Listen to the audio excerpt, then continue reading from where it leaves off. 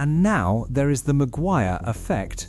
What I'm talking right here is not just another rumour from the back pages, it is a full-blown shockwave coming straight out of Carrington.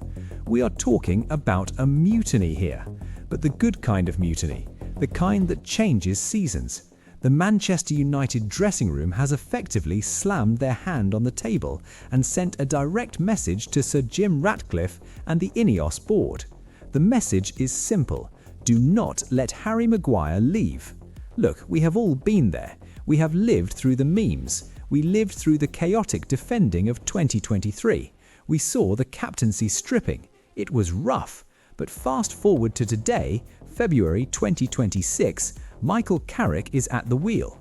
And suddenly the narrative has flipped 180 degrees. The reports coming out this morning are crystal clear. The senior players, and we are talking about Bruno Fernandes, Marcus Rashford, the leaders of this group, are demanding a U-turn on the contract situation of Harry Maguire. They are calling the decision to let him walk for free absolute madness. Why now? Why, after everything, is Harry Maguire suddenly the most indispensable piece of the puzzle for this squad? Is it sentiment? No, it is survival. And if INEOS ignores this, they might just tear apart the very foundation Michael Carrick is trying to build. Let's get into the weeds of this report, because the details are fascinating. The term being thrown around by the squad is madness. That is the specific word leaked to the press this morning. You have to understand the psychology of a football dressing room. Players do not care about net spend. They do not care about amortization or wage structures, or the quarterly reports to the New York Stock Exchange. They care about who is going to win the header in the 93rd minute when Bukayo Saka is whipping in a corner and the crowd is screaming. For the last 24 hours, the buzz is that Bruno Fernandes has personally highlighted the influence Maguire has had since the turn of the year.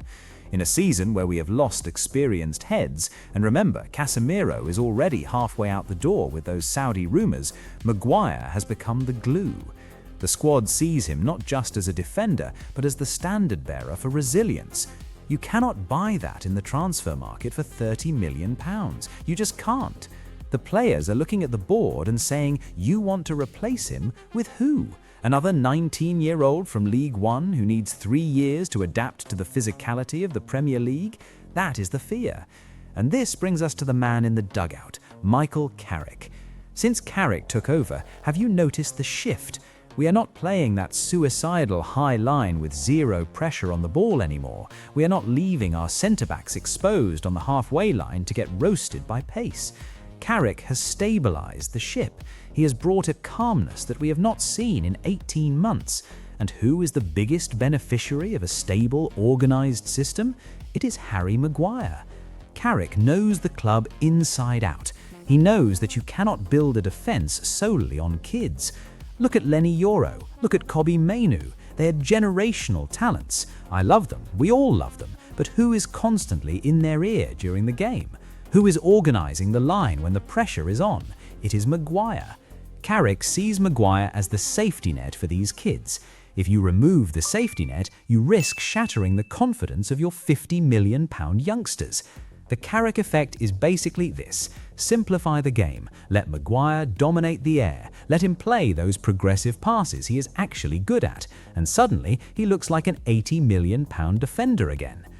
Here is where Sir Jim Ratcliffe and Dan Ashworth are sweating. INEOS came in with a clear mandate: lower the average age, lower the wage bill. We know the drill. Harry Maguire is currently on roughly £190,000 a week.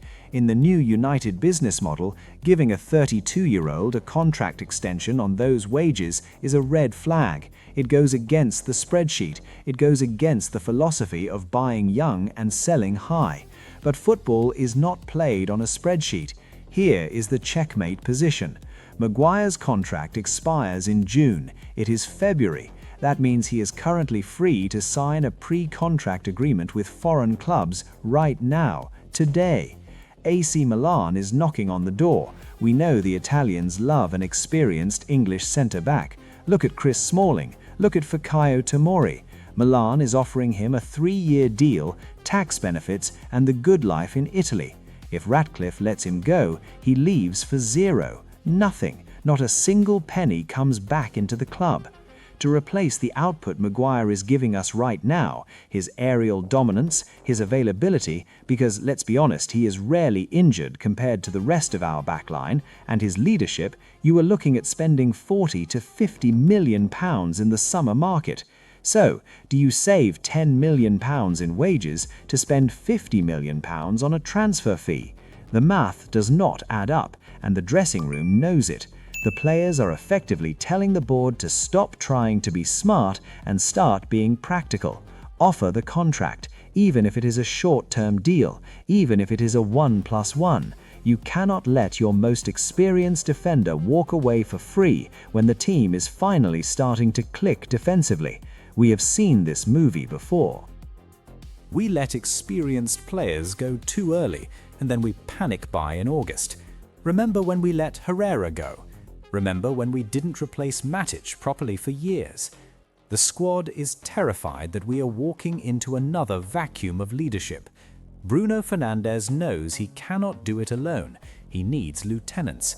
And right now his biggest lieutenant is wearing number 5. There is also the factor of the homegrown quota. We are losing British players. If Maguire goes, and potentially McTominay or Rashford are looked at in the summer, suddenly the core of the team, the identity starts to shift. Carrick values that British core. He knows what it means to play for this badge on a rainy Tuesday in Stoke or a sunny Sunday at Anfield. You need players who know the league. The rumour is that Ashworth is looking at defenders in Portugal and Germany, talented guys, fast guys. But are they ready to command a back line at Old Trafford in front of 75,000 people? Maybe in 2 years, but we need to win now. We need to qualify for the Champions League now. And the players believe that with Maguire, that path is easier. Without him, it is a gamble. We are at a crossroads. For the first time in a decade, the power of the vestry, the dressing room, is clashing with the financial prudence of the owners. Usually the owners win. The suits upstairs make the call. But with Michael Carrick backing the players, and with the team finally looking solid defensively, can INEOS afford to rip the heart out of the defense just to save face on their youth policy? If Maguire walks to AC Milan for free in July, and we start next season conceding set-piece goals because our new signing is adjusting to the Premier League, the fans will turn. The atmosphere will turn. The players have fired the warning shot. They have made their stance public. Now the ball is firmly in Ratcliffe's court. I want to know where you stand on this. Put your general manager hat on for a second. Option A is simple. Give Maguire a 2-year deal, keep the stability, keep the players happy, and focus our transfer budget on a striker or a midfielder. Option B is the INEOS way. Let him go to Milan, save the wages, and gamble on a new signing to replace him. Drop your choice, A or B, in the comments below. Let's see what the fan base really thinks. Are we sentimental or are we ruthless? If you enjoyed this update, please smash that like button. It helps the algorithm find other Reds who need to hear this news. And make sure you are subscribed to Man United Latest so you do not miss the update when the decision finally drops. See you in the next one.